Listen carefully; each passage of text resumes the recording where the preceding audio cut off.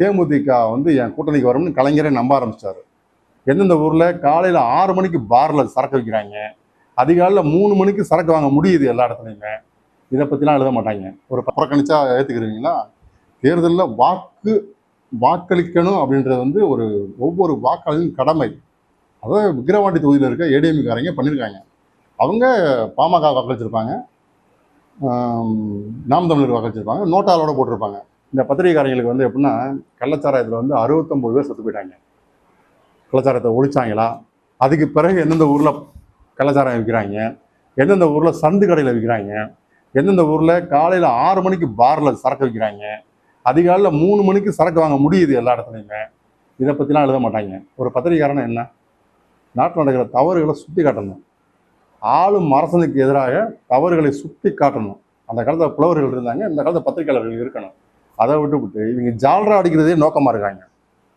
ஆளுங்கட்சி ஒரு அஜெண்டா கொடுத்துருக்கும் போல, அண்ணா திராவிட முன்னேற்ற கழகத்தை வீக் பண்ணி எழுதுங்கடா அப்படின்னு. எவனை பார்த்தாலும் நைட் ஆனால் நேர்பட பேசு, சொல்லதிகாரம், ஆயுத எழுத்து, எதை எடுத்தாலும் ஏடிஎம்கே பற்றியே இவங்க போட்டுட்டு இருக்காங்க. என்னடா அவங்க பொழப்பு இது? என்ன அதில் மைண்டில் எப்படி எழுதுறீங்க? 89,50,000 வாக்கு தனிச்சு வாங்கியிருக்கு ஏடிஎம்கே.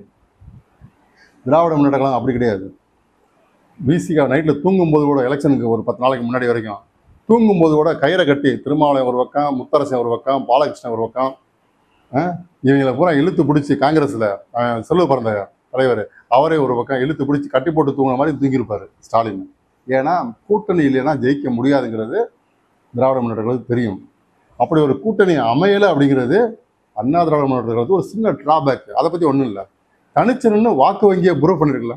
திராவிட முன்னேற்ற கழகம் தனிச்சு நின்று தன்னோட வாக்கு வங்கியை ப்ரூவ் பண்ணுமா? நிரூபிக்க முடியுமா? நிரூபிக்க தயாராக இருக்குமா? அப்புறம் என்னத்தை நீங்கள் பேசுகிறீங்க? காங்கிரஸ் கட்சியில் தொண்டனே இல்லை, தலைவன் மட்டும்தான் இருக்கான். அதை கார்த்தி சிதம்பரமே மேடையில் பேசுகிறாரு. நம்ம கட்சியில் இளைஞர்களே இல்லை அப்படிங்கிறாரு. அப்படிப்பட்ட கட்சிக்கு 9 சீட்டு எம்பி கொடுத்துருக்கீங்க. எதுக்கு? வேற ஒன்றும் இல்லை. ஜெயிச்சுட்டா 6 மந்திரி 7 மந்திரி வாங்கிடலாம். சப்போஸ் காங்கிரஸ் மத்தியில் ஆட்சியை பிடிச்சிட்டா. அந்த ஒரு காரணத்துக்காக தான் நீங்கள் கொடுத்துருக்கீங்க. உங்களுக்கு மம்தா பானர்ஜி எவ்வளோ பரவாயில்லையடா? 42 தொகுதியிலையும் மம்தா தானே போட்டிட்டாங்க. நீங்கள் 39 தொகுதி, புதுச்சேரி 40 தொகுதியில் 21 தொகுதியிலான போட்டிட்டீங்க. 40க்கு 21 போட்டிட்ட நீங்கள் எங்கே? திராவிட முன்னேற்ற கழகம் எங்கே?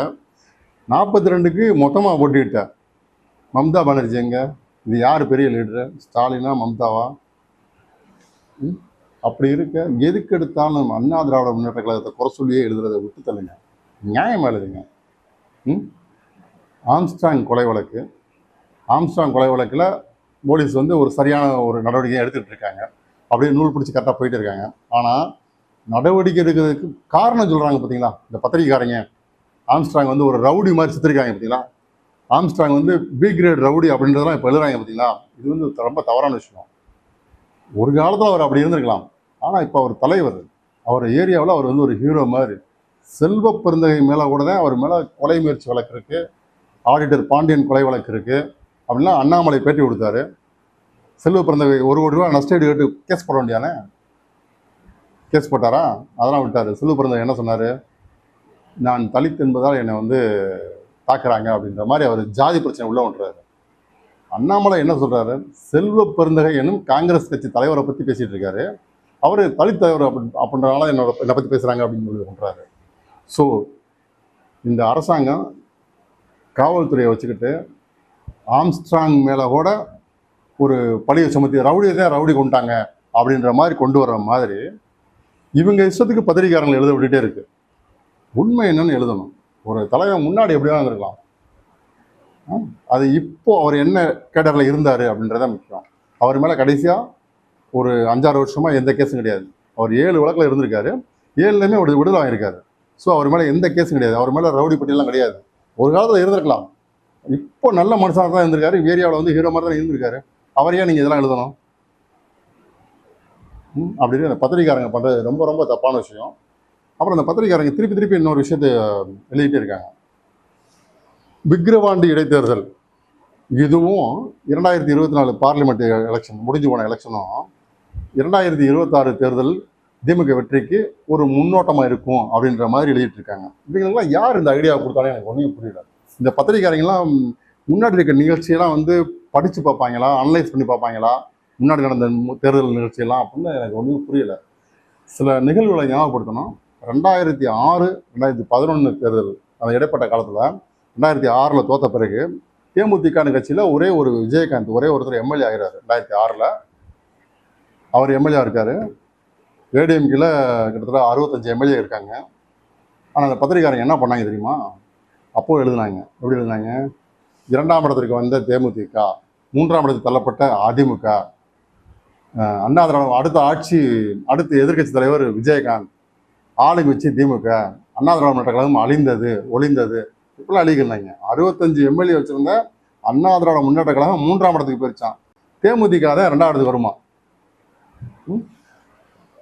எலெக்ஷன் நெருங்க என்ன ஆயிடுச்சு அப்படின்னா, தேமுதிக என் கூட்டணிக்கு வரும்னு கலைஞரே நம்ப ஆரம்பிச்சிட்டாரு.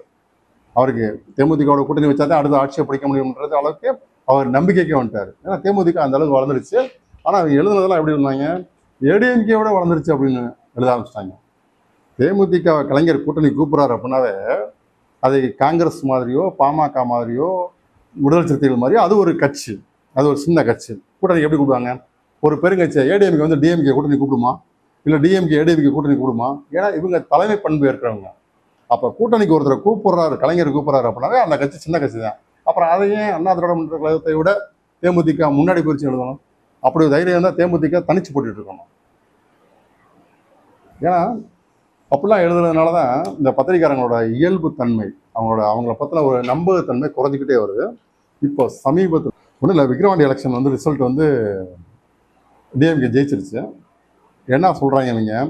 ஏடிஎம்கே வாக்குகள் எங்கே சென்றது அப்படின்னு ஒரு தலைப்பு ஒரு நாள் வாதிடுறாங்க. இன்னொரு நாள் ஏடிஎம்கே வாக்குகள் டிஎம்கேக்கு போயிடுச்சு அப்படின்றாங்க. நம்ம என்ன கேட்குறோம்? ராம்தாஸே சொல்கிறாரு, வன்னியர் வாக்கு நமக்கு விழுகலை அப்படிங்கிறாரு. வன்னியர்கள் வாக்கு நமக்கு முழுமையாக விழுந்ததாலே நம்ம வெற்றி பெற்றிருப்போம் அப்படிங்கிறாரு எலெக்ஷனுக்கு பிறகு. அப்போ வன்னியர் வாக்கு பாமக விழுகலைன்னா அப்போ வன்னியர்கள் வாக்கு திமுகவுக்கு போயிருக்கு.